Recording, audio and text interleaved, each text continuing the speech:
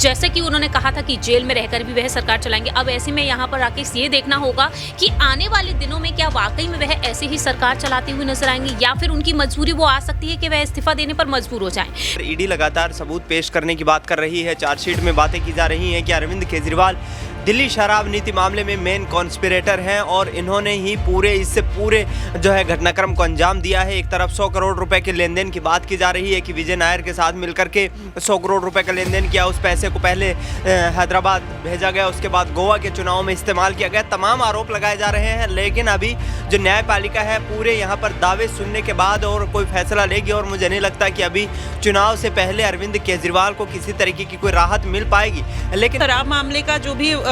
चीज़ें होती थी वो आतिशी और सौरभ भारद्वाज को वो रिपोर्ट करते थे। तो ऐसे में तमाम तरीके की जो अटकलें लगाई जा रही हैं कि अब आने वाले दिनों में हो सकता है कि वो उनको फंसाते हुए नजर आए, क्योंकि तमाम जो पूरा एक सिंडिकेट के तरीके से कह लीजिए ये पूरा शराब घोटाला मामला सामने आ रहा है, जिसमें आप मनीष सिसोदिया, संजय सिंह और सत्येंद्र जैन, अब केजरीवाल जो जेल में बंद है। तो ऐसे में कहा जा रहा है कि आने वाले दिनों में हो सकता है आतिशी और सौरभ भारद्वाज की भी मुश्किलें बढ़ती हुई नजर आए। और जिस तरीके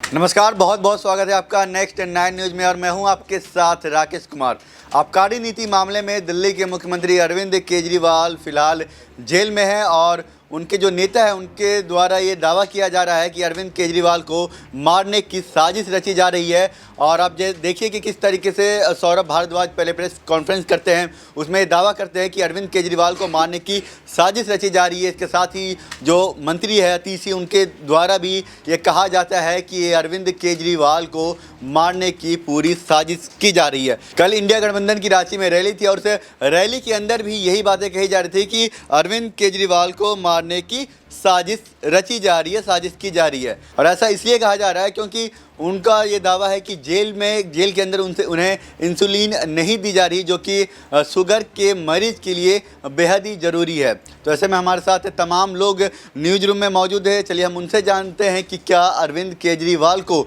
मारने की साजिश रची जा रही है। मैम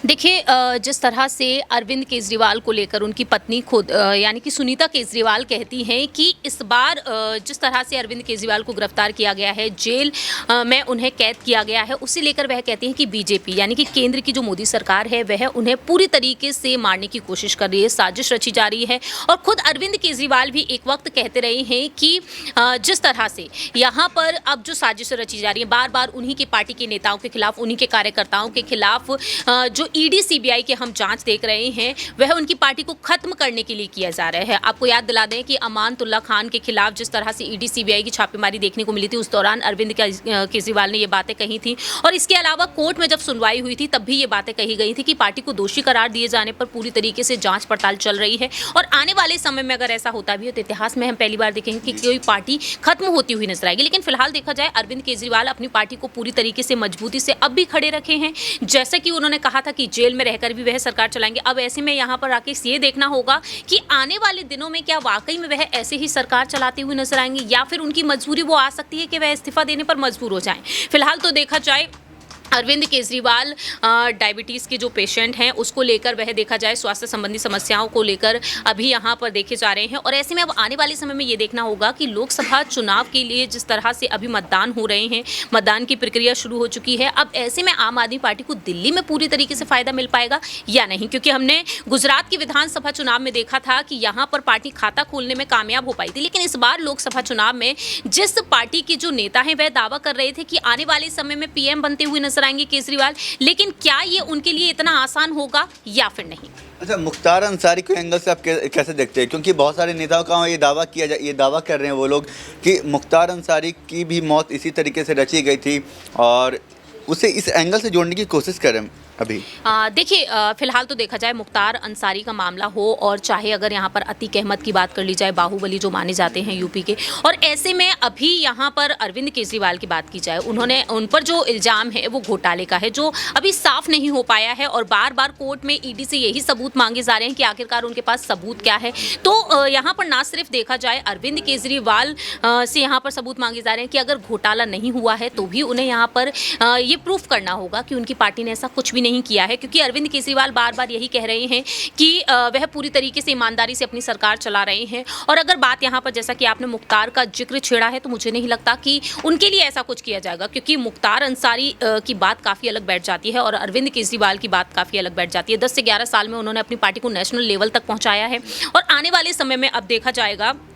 कि बीजेपी क्या वाकई में दिल्ली में आने वाले समय में अपनी सरकार बना पाएगी या फिर नहीं, क्योंकि राजनीतिक लिहाज से यहाँ पर देखा जाए तो अरविंद केजरीवाल बीजेपी के लिए एक बेहद बड़ी वाकई में चुनौती बन चुके हैं, क्योंकि जिस तरह से उन्होंने इस पार्टी को इस मुकाम पर पहुँचाया है। लेकिन ऐसे में यहाँ पर सवाल तो ये भी बन जाते हैं कि अगर आम आदमी पार्टी पर ये सवाल उठ रहे हैं तो बीजेपी पर भी ये सवाल उठना लाजमी है, क्योंकि बीजेपी के भी कई नेता हैं जिनके खिलाफ ईडी सीबीआई की जाँच पड़ताल नहीं चल रही है। तो ऐसे में बार बार यही कहा जा रहा है कि कहीं ना कहीं बीजेपी को वो डर और खौफ है और इसी वजह से बीजेपी यहाँ पर ईडी सीबीआई को आगे कर रही है, ना कि अपने ही नेताओं के खिलाफ यहाँ पर ईडी सीबीआई को उनके घर भेज रही है।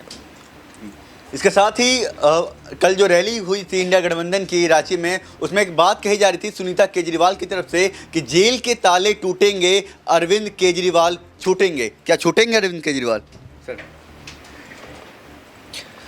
देखिए, अरविंद केजरीवाल का जहां तक अभी चुनाव के वक्त में जेल की सलाखों से बाहर आना नामुमकिन नज़र आ रहा है, क्योंकि जिस आधार पर ईडी लगातार सबूत पेश करने की बात कर रही है, चार्जशीट में बातें की जा रही हैं कि अरविंद केजरीवाल दिल्ली शराब नीति मामले में मेन कॉन्स्पिरेटर हैं और इन्होंने ही इससे पूरे जो है घटनाक्रम को अंजाम दिया है। एक तरफ 100 करोड़ रुपए के लेन देन की बात की जा रही है कि विजय नायर के साथ मिलकर के 100 करोड़ रुपए का लेन देन किया, उस पैसे को पहले हैदराबाद भेजा गया, उसके बाद गोवा के चुनाव में इस्तेमाल किया गया। तमाम आरोप लगाए जा रहे हैं, लेकिन अभी जो न्यायपालिका है पूरे यहाँ पर दावे सुनने के बाद और कोई फैसला लेगी और मुझे नहीं लगता कि अभी चुनाव से पहले अरविंद केजरीवाल को किसी तरीके की कोई राहत मिल पाएगी। लेकिन फिलहाल देखा जाए तो आम आदमी पार्टी इस जुगत में लगी हुई है कि जिस तरीके से उनका शुगर लेवल लगातार बढ़ता हुआ नजर आ रहा है, जो है डाइट प्लान अभी निर्धारित नहीं किया गया है। एम्स के जो है तमाम एक्सपर्ट से जिस तरीके से जो सलाह मांगी गई है, जो वहाँ पर डाइट प्लान उनको बनाने के लिए आदेश दिए गए हैं, जेल प्रशासन की तरफ से भी आदेश जारी किए गए हैं। ऐसे में अब देखना ये होगा कि आखिरकार क्या अरविंद केजरीवाल के घर से जो खाना आ रहा था वो खाना अब रोक दिया जाएगा और जेल मैनुअल के हिसाब से जो खाना परोसा जाता है वही खाना दिया जाएगा, क्योंकि यहाँ पर तमाम आरोप लगाए जा रहे हैं जेल प्रशासन की तरफ से कि अरविंद केजरीवाल जब शुगर के मरीज अपने आप को होने का दावा करते हैं तो ऐसे में तमाम तरह के उनके व्यंजन जो है जेल में उनके घर से पहुँचाए जा रहे हैं और इसी के चलते उनका स्वास्थ्य जो है वो कहीं ना कहीं अस्थिर हो रहा है। ऐसे में अब आने वाले वक्त में अरविंद केजरीवाल लोकसभा चुनाव तक तो जेल से बाहर नहीं आ पाएंगे, लेकिन फिलहाल दिल्ली में जिस तरीके से 2025 में विधानसभा के चुनाव होने हैं तो आम आदमी पार्टी चाहती है कि उससे पहले अरविंद केजरीवाल को जेल के सलाखों के पीछे से बाहर निकाला जाए। किसी ने एक बयान जारी किया था, उस बयान में उन्होंने ये दावा किया था कि अरविंद केजरीवाल को ऐसे खाने दिए जा रहे हैं जिससे जो उनका शुगर लेवल वो और भी ज़्यादा बढ़ता है। और उन्होंने इस बात का भी जिक्र किया कि वो एम्स के जो डॉक्टर है उनसे भी वो सलाह मशवरा लेने नहीं देते जेल प्रशासन की तरफ से। देखिए, आम आदमी पार्टी के तमाम नेता ये आरोप लगाते नजर आ रहे हैं, लेकिन सबसे महत्वपूर्ण और अहम पहलू यही है कि अरविंद केजरीवाल के घर से हर दिन उनके लिए जो लंच और डिनर है वो उपलब्ध करवाया जा रहा है और जेल प्रशासन इसी का हवाला देते हुए कह रहा है कि उसमें शुगर लेवल ज़्यादा है, जिसके कारण अरविंद केजरीवाल को मुश्किलों का सामना करना पड़ रहा है। ऐसे में अब आने वाले वक्त में उनका जो है स्पेशलिस्ट डॉक्टर्स की टीम जो डाइट प्लान तैयार करेगी उसी के हिसाब से जेल मैनुअल जो है उसके आधार पर उनको जो है खाना परोसा जाएगा। बिल्कुल, अरविंद केजरीवाल इस समय बिल्कुल मुश्किलों में फंसते नजर आ रहे हैं और इसके साथ ही जो नई याचिका दायर की गई है ईडी की तरफ से वो 15 मई को दायर की जाएगी, जिसमें ये दावा किया जा रहा है कि बहुत सारे जो और भी नेता हैं वो और फंस सकते हैं शराब नीति घोटाले मामले में।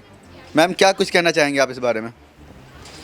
नई याचिका दायर की जाएगी 15 मई को, जिसमें ये दावा किया जा रहा है कि और भी जो आपके नेता हैं वो फंस सकते हैं। जी बिल्कुल, जिस तरीके से अरविंद केजरीवाल ने कुछ दिन पहले ही जब ईडी उनको लेकर गई थी तो वहाँ पर उन्होंने बयान दे दिया था कि जो भी शराब मामले का जो भी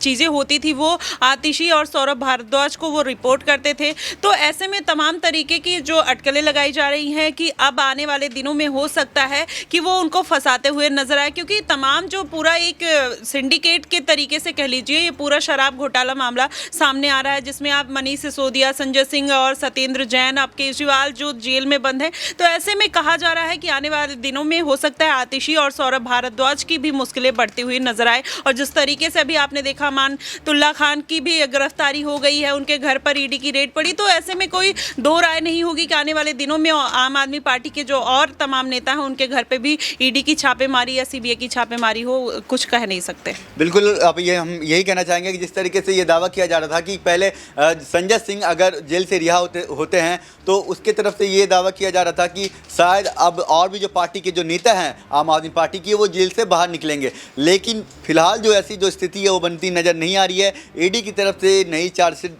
दायर की जाएगी, वो 15 मई को बताया जा रहा है और इसमें ये दावा किया जा रहा है कि और भी आपके जो नेता हैं वो इसमें फंस सकते हैं। और इसके साथ ही आम आदमी पार्टी की तरफ से ये दावा किया जा रहा है कि अरविंद केजरीवाल को मारने की साजिश रची जा रही है। न्यूज़ रूम से मैं राकेश कुमार, नेक्स्ट 9 के लिए।